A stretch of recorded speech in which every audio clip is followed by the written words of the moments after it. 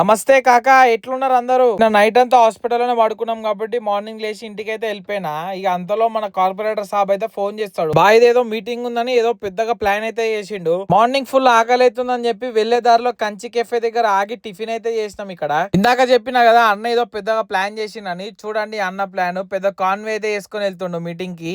నాకు కార్లు అంటే ఫుల్ ఇష్టము. ప్రతి 6 months కి 1 year కి ఒక కార్ మారుస్తూనే ఉంటాడు. అన్న మీటింగ్ అయితే అయిపోయింది. రిటర్న్ అదే కాన్వే వేసుకొని ఇంటికి అయితే వెళ్ళిపోయినాము. దారిలో అన్నది చిన్న పని ఉండే అది మనం కంప్లీట్ చేసుకొని అయితే రమ్మన్నాడు. అందుకే పోలీస్ స్టేషన్ అయితే వచ్చినాము. ఒక లెటర్ అయితే సబ్మిట్ చేసేది ఉండే. ఇక మన పోరలు వేసుకొని ఆ లెటర్ సబ్మిట్ చేసి ఇంటికి అయితే వెళ్ళిపోయినా. ఢిల్లీలో ఉన్న పోరలు అయితే వచ్చిరు మన ఇంటికి. ఇక తిన్నికి ఏం లేదని చెప్పి నేనైతే వండడం స్టార్ట్ చేసిన. మా ఇంట్లో వాళ్ళైతే పెళ్లికి వెళ్ళిర్రు. కింద మీద తంటాలు పడుతూ నేను రామ్దాస్ అయితే చికెన్ కూర అయితే వండినాము. ఇక అందరం కూర్చొని మన పొట్టలకైతే దబాయించి హాస్పిటల్ కి అయితే స్టార్ట్ అయినా. ఇక మనోనికి ఇట్లా అయిందని చెప్పి అందరికి చెప్పేసరికి దోస్తులు అన్న వాళ్ళు అయితే అందరు వచ్చిర్రు. లోపట ఎవరిని అలౌ చేస్తలేరని హాస్పిటల్ దగ్గర కూర్చొని బాత్కాన్లు అయితే కొట్టాము. ఇక మన లడ్డన్ అయితే వచ్చిండు. జరసేపు ఆయనతో మాట్లాడి ఇంటికైతే వెళ్ళిపోయినా. మన రాక్సీ గార్డ్ చూడు ఎట్లా చూస్తుండో.